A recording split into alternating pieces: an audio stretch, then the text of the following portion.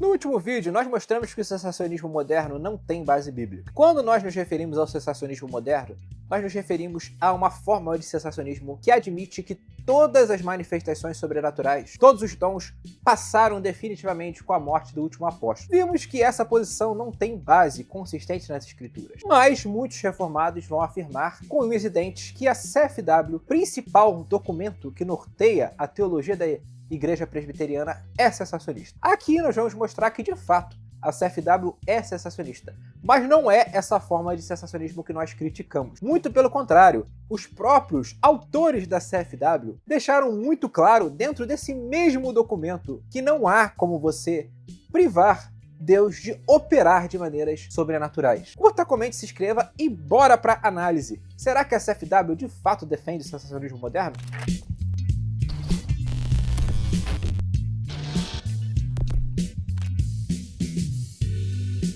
Os sensacionistas apelam com muita frequência para o texto que contém a cláusula sensacionista da CFW, que é o capítulo 1, parágrafo 1. Logo de cara, na CFW você tem um capítulo dedicado à doutrina das escrituras sagradas, onde é dito que cessaram os antigos modos de revelação. Para a gente entender o que a CFW de fato diz, eu vou ler esse capítulo inteiro. É muito fácil tirar o texto de contexto e dar a ele o significado que você bem quiser, mas nós aqui vamos ler o capítulo inteiro e dissecá-lo. Abre aspas. Ainda que a luz da natureza e as obras da criação e da providência de tal modo manifestam a bondade, a sabedoria e o poder de Deus, que os homens ficam inexcusáveis, contudo não são suficientes para dar aquele conhecimento de Deus e da sua vontade necessário para a salvação. Por isso foi o Senhor servido, em diversos tempos e diferentes modos, revelar-se e declarar à sua igreja aquela sua vontade. E depois, para melhor preservação e propagação da verdade, para o mais seguro estabelecimento e conforto da igreja contra a corrupção da carne e malícia de Satanás e do mundo, foi igualmente servido fazê-la escrever toda. Isto torna indispensável a escritura sagrada, tendo cessado aqueles antigos modos de revelar Deus e a sua vontade ao seu povo. O que a CFW está dizendo nesse capítulo? Que é um capítulo tão rico e tão abrangente. Primeiramente, ela admite uma coisa chamada lei natural. Nós temos um conhecimento de Deus a partir da natureza. Ser humano, seja ele cristão ou não, está diante de Deus, que é manifesto através da criação, através dos seus atributos, que são manifestos, seja ao cristão, seja ao não cristão. Essa revelação geral de Deus, que é comum tanto ao cristão quanto ao não cristão, é suficiente para tornar os homens inexcusáveis, ou seja, ninguém sendo condenado poderá chegar e dizer que foi condenado ignorantemente. Que tiver sido condenado ao inferno, poderá dizer que o foi com base na ignorância, pois nenhum homem é ignorante em absoluto de Deus, pois Deus se revela a partir da luz da natureza. A CFW, ao mesmo tempo, entende que este conhecimento manifesto pela luz da natureza e pelas obras da criação, ele não é suficiente para nos dar o conhecimento de Deus necessário para que nós o glorifiquemos e sejamos salvos. Logo, o conhecimento salvífico não nos é dado pela revelação geral, tampouco pela luz da natureza, que é parte dessa revelação geral. O que exigiu que Deus se revelasse ao seu povo, através de profetas, através de operações sobrenaturais que foram, a seu tempo, escritas, porque Deus mandou que os seus oráculos fossem escritos, para que eles assim se preservassem. O fenômeno escritura sagrada se baseia em uma compilação, numa escrita inspirada pelo Espírito Santo de todo o agir de Deus ao longo da história, para que nós, após muitos séculos, pudéssemos voltar a ela e dela inferir um conhecimento infalível, um conhecimento que nos revela a salvação, nos aponta para Cristo, nos aponta para o fato de que há redenção, de que há a graça. Esta é a grande preocupação não apenas do parágrafo 1 do primeiro capítulo da CFW, mas todo o primeiro capítulo da CFW. O primeiro capítulo da CFW é dedicado à doutrina das escrituras sagradas. E quando a gente olha para a cláusula sensacionista, ela precisa ser avaliada à luz de todo esse contexto. Nós não somos salvos pela luz da natureza. É necessário a revelação salvífica de Deus, que está aonde? Que está nas escrituras sagradas. Logo,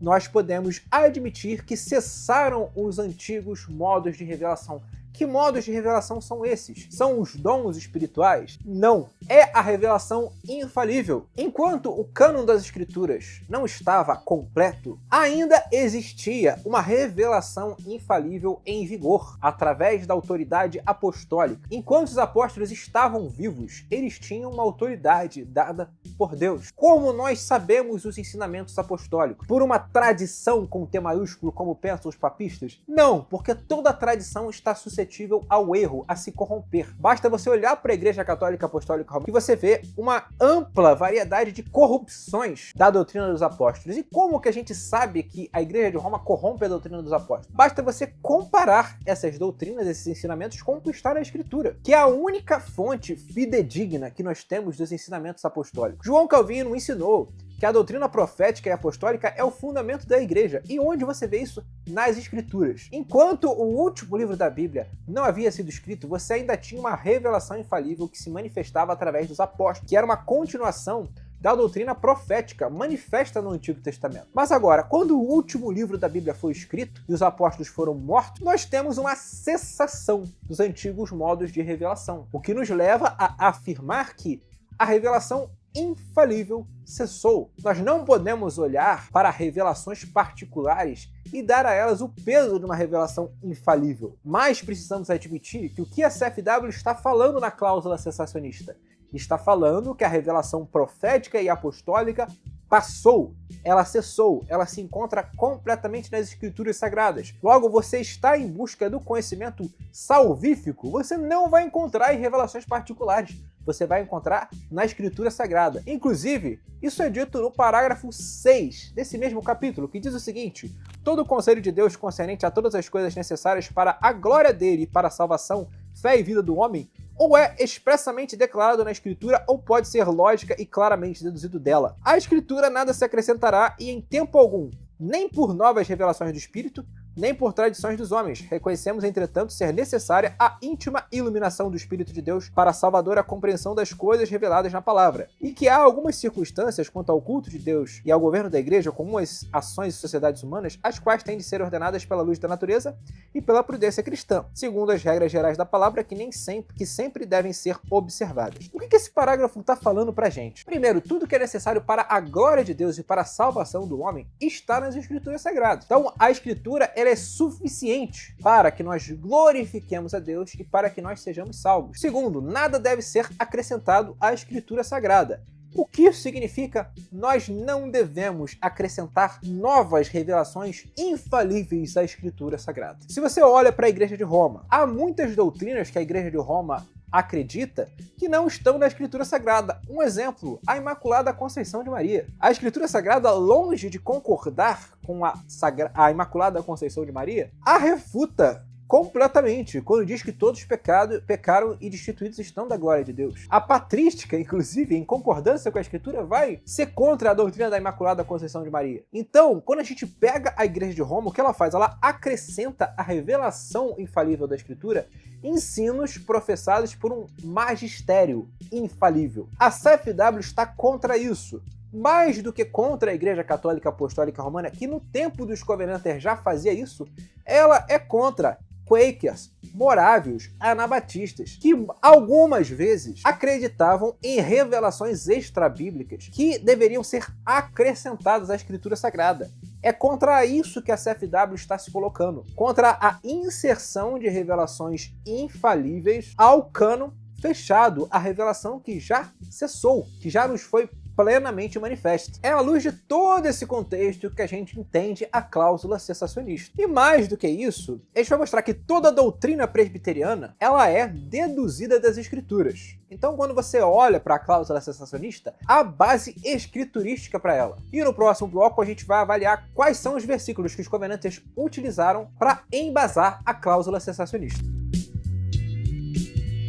Há, sobretudo, 3 versículos para fundamentar a cláusula cessacionista. E o primeiro deles, que é o mais nevrálgico para a afirmação da cessação da revelação, se encontra em Hebreus capítulo 1, do verso 1 a 2, que diz o seguinte: havendo Deus outrora falado muitas vezes e de muitas maneiras aos pais pelos profetas, nestes últimos dias nos falou pelo Filho, a quem constituiu herdeiro de todas as coisas, pelo qual também fez o universo. O autor de Hebreus está aqui afirmando a revelação progressiva de Deus. Deus se revela historicamente de maneira progressiva. Ele usou profetas e usou autores bíblicos inspirados no Antigo Testamento. Deus levantou homens como Josué, Moisés. O que esses homens executaram, eles executaram dentro da providência de Deus. E os feitos e atitudes desses homens foram relatados pelos autores bíblicos inspirados pelo Espírito Santo para que isso nos servisse como revelação infalível. Nos últimos dias, o autor de Hebreus vai falar, Deus falou através do Filho, o Verbo encarnado. E quem dá testemunho do Filho? As Escrituras. Logo, nós não temos mais uma autoridade profética em vigor, como existia no tempo dos apóstolos ou no Antigo Testamento. Nós temos hoje um cânon fechado. Portanto, cessaram os antigos modos de revelação infalível. À luz dessa passagem de Hebreus, fica muito claro que a Confissão de Fé de Westminster está falando.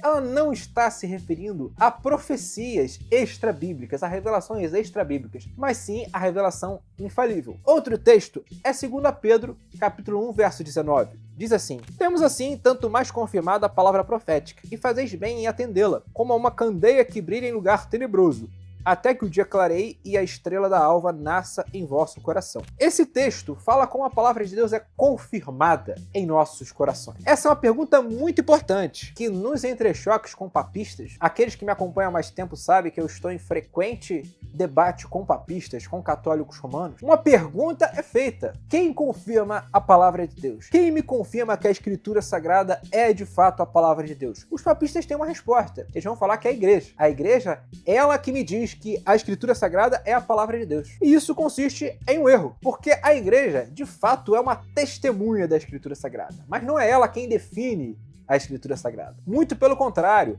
a doutrina profética e apostólica é que é a base da igreja, não o contrário, como nos ensinou João Calvino. Então o fundamento da igreja é a Escritura Sagrada. Mas a pergunta permanece: quem confirma a Escritura Sagrada? E a resposta nos é dada por Pedro: o próprio Espírito Santo. O Espírito Santo que inspirou a redação das Escrituras é quem nos confirma que a Escritura é palavra de Deus. Se não for o Espírito Santo em nós, a Bíblia se torna um livro como outro qualquer. A Bíblia é auto-autenticada. E essa auto-autenticação se dá mediante o Espírito Santo, que a autentifica como palavra de Deus. Mas quem confirma isso em nossos corações é o Espírito, o próprio autor da Escritura Sagrada. Então, as Escrituras são um axioma. Elas não são algo a ser provado mediante o escrutínio humano. Então a gente vê aqui como a revelação infalível, ela tem sua base confirmada, atestada pelo próprio Deus. Isso já começa a ser um problema para o cessacionismo extremo. Por quê? Porque o cessacionismo extremo vai falar: eu fico com a Bíblia e com mais nada. Só que para você reconhecer que a Bíblia é a palavra de Deus, você precisa do Espírito Santo atestando isso. Então a confirmação de que a Bíblia é a palavra de Deus,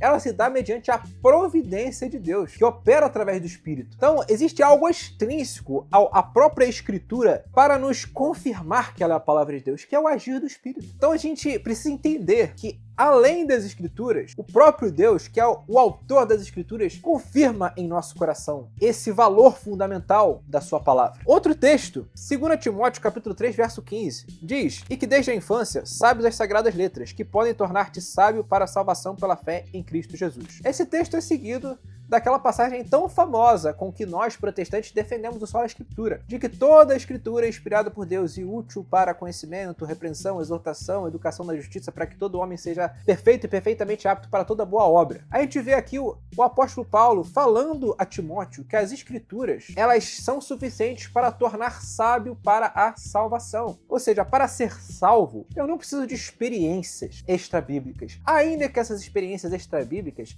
venham testificar algo que está nas Escrituras, venham testificar que Cristo é Senhor, que Cristo é Deus. Mas o fundamento disso é a Escritura Sagrada, é a revelação infalível de Deus. Para eu afirmar que Cristo é Senhor, eu preciso de um axioma, eu preciso de um fundamento infalível.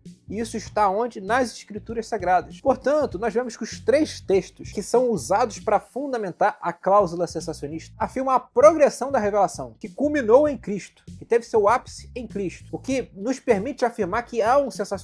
A revelação infalível cessou. A confirmação da Escritura Sagrada se dá mediante o Espírito Santo. As Escrituras, elas são suficientes para nos tornar sábios para a salvação. Percebam uma coisa, em nenhum momento há alusão a um versículo que seja que afirma a descontinuidade das operações sobrenaturais. Agora, no próximo bloco, a gente vai mostrar o que os sensacionistas modernos deduzem de Westminster e como que isso está errado. Hoje em dia, muitos sensacionistas modernos falam que a CFW ela afirma a cessação completa dos dons. Você vai ver aí alguns ministros falando que a CFW se posicionou. E eu concordo, ela se posicionou. Mas não é no que muitos reformados hoje dizem, que todos os dons cessaram. É antes na cessação da revelação infalível. Mas aqui eu vou referenciar um autor do teólogo Richard Gaffin, que diz o seguinte, abre aspas, a profecia e o dom de línguas cessaram. O que permanece suprema e exclusivamente suficiente e autoritativo até a vinda de Cristo é o Espírito Santo falando nas Escrituras. Vemos aqui um pouco da confusão característica dos sensacionistas modernos. A segunda proposição que Gaffin faz está inteiramente correta. As Escrituras elas são suficientes para a salvação. Nós hoje não temos mais revelação infalível. Nós temos o próprio Espírito de Deus falando através das Escrituras. A segunda asserção está correta. O que está errado é a primeira, onde ele afirma a descontinuidade dos dons espirituais como atrelada a isso. A CFW, como nós vimos no outro bloco, afirma a cessação dos modos anteriores de revelação infalível. Ou seja, nós não temos profetas inspirados falando hoje, nós não temos apóstolos hoje. O que ela não diz é que cessaram as manifestações sobrenaturais, que a providência extraordinária cessou, que não há intervenções milagrosas em nosso meio, coisa que Bibi Warfield, por exemplo, negou. Ele dizia que basicamente todo milagre é falso. Em suma, não há como você sustentar uma suspensão de todas as operações sobrenaturais a partir deste texto da CFW. Os sensacionistas modernos fazem uma má leitura da cláusula sensacionista. E uma outra prova de que há uma má leitura da cláusula sensacionista é o que a própria CFW diz no capítulo 5, no parágrafo 3, que eu vou ler na íntegra. Diz assim, na sua providência ordinária, Deus emprega meios, todavia ele é livre para operar sobre eles ou contra eles, segundo o seu arbítrio. O erro de muitos pentecostais e continuistas é tornar a revelação extraordinária, ou seja, sonhos, visões, profecias, em revelação ordinária. O grande erro dos pentecostais, dos continuistas, é não se amparar nos meios de graça ordinários dados por Deus. Quais são os meios ordinários dados por Deus? A leitura da palavra, a oração, o jejum, os sacramentos, a participação no culto. Deus nos deu meios de graça ordinários. E os meios de graça ordinários são a base da vida cristã. O que o pentecostal e o continuista muitas vezes faz? Ele dispensa esses modos para se amparar em modos extraordinários. Isso é um erro. Nós precisamos pautar nossa vida cristã, sobretudo nos meios de graça ordinários. Mas agora, os sensacionistas extremos, em contrapartida, vão cometer outro erro. Eles vão negar a atuação de Deus extraordinária. A CFW deixa muito claro, Deus pode agir sobre, contra e sem os meios ordinários que ele mesmo estabeleceu. Isso se aplica a milagres, a operações sobrenaturais. E no nosso próximo vídeo a gente vai mostrar como os teólogos de Westminster pensavam assim. Se você olhar para um teólogo de Westminster, o entendimento que ele tinha de manifestações espirituais é muito diferente dos nossos sensacionistas modernos. Eles não tinham esse ceticismo que beira algumas vezes um certo ateísmo. Eles acreditavam num Deus presente, que mandava anjos, que falava, que se manifestava através de sonhos, que falava através de profecias. Então a gente não pode dizer que a CFW ela dá base para esse sensacionismo radical. Muito pelo contrário, ela é cautelosa, ela elimina o erro de continuistas que vão tornar a revelação extraordinária ordinária, ao mesmo tempo que dá lugar para o sobrenatural de Deus, reconhecendo que Deus age a partir da sua providência, até mesmo sem e contra os meios ordinários estabelecidos por ele. Por isso que a posição que esse canal defende sobre os dons espirituais não é uma posição pentecostal, é uma posição providencialista. Nós acreditamos que Deus opera de maneira sobrenatural dentro da sua providência, alicerçados justamente nesse parágrafo 3 do capítulo 5 da CFW. Isso tudo que eu tô falando pode soar esquisito para alguns, mas até mesmo estudiosos do que os Covenanters, do que os reformados acreditavam em matéria de revelações sobrenaturais, admitem isso. É o caso de Garnet Milne, um teólogo que estudou a visão dos puritanos e reformados sobre os dons espirituais no primeiro século da Reforma. Vejamos o que ele diz. Abre aspas. No capítulo introdutório da Confissão, os teólogos de Westminster incluíram uma cláusula que implicava que não haveria mais nenhuma revelação sobrenatural de Deus para mostrar à humanidade o caminho da salvação. Os meios pelos quais Deus outrora comunicava a vontade divina concernente à salvação, como sonhos, visões e dons miraculosos do Espírito, não seriam mais aplicáveis. No entanto, muitos dos autores da Confissão de Fé de Westminster aceitaram que a profecia continuou em sua época, e vários deles aparentemente acreditavam que a revelação da vontade de Deus por meio de sonhos, visões e comunicação angelical ainda era possível. Olha só que coisa interessante, né? Você vê aqui um estudioso afirmando que muitos teólogos de Westminster acreditavam em sonhos, profecia, anjos operantes na vida do cristão. No próximo vídeo a gente vai falar muito sobre isso. E esse teólogo aqui não é o único que admitiu isso. Kevin DeYoung diz algo parecido. Nas suas palavras, abre aspas, sem dúvida a Confissão de Fé de Westminster ensina o sensacionismo, mas é um sensacionismo que exige nuances consideráveis e admite surpresas sobrenaturais, desde que sejam feitas com e por meio da palavra de Deus. Fecha aspas. As Escrituras Sagradas são a única autoridade absoluta para o cristão, especialmente para o reformado. E é à luz do que a Escritura Sagrada diz que nós admitimos que Deus opera de maneira sobrenatural. Nosso Deus não está preso numa caixinha. O mal dos sensacionistas modernos é colocar Deus numa caixinha, é falar que Deus só pode agir daquela forma e acabou. Se você ler as Escrituras, você vai ver que Deus faz o que Ele quer. Deus, ele é livre para atuar fora, contra e sem os meios que Ele mesmo estabeleceu. Está na nossa Confissão de Fé de Westminster. Então a gente precisa, enquanto presbiteriano, enquanto reformado, enquanto evangélico no geral, entender que Deus é onipotente e Deus age de maneiras aquém daquelas que nós muitas vezes estabelecemos nas nossas caixinhas, no nosso modo de pensar. E os teólogos de Westminster estavam muito longe de cair desse erro. Eles acreditavam num Deus presente, num Deus atuante. E isso eu posso garantir para vocês, tem implicações profundas. Não apenas quando a gente faz teologia de maneira abstrata, mas na vida prática. É por isso que os teólogos de Westminster eram homens de oração, eram homens corajosos, eram homens que não baixavam cabeça contra a tirania, como muitos dos nossos pastores e teólogos de hoje fazem. Agora chegou o momento da nossa conclusão.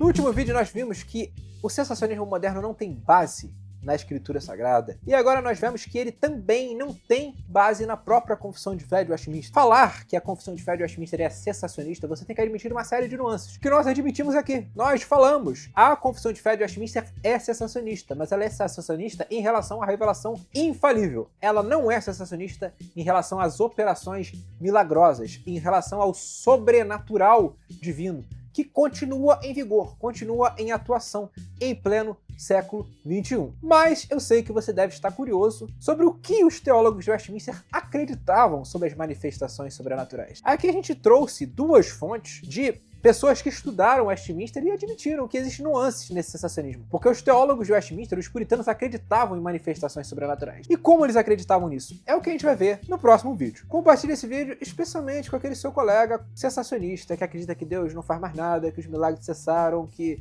com a morte dos apóstolos você não tem mais milagres. Vamos espalhar o providencialismo pelo Brasil, tendo em vista que isso é algo essencial para a restauração do pensamento reformado aqui nessa nação. Um forte abraço a todos e até a próxima.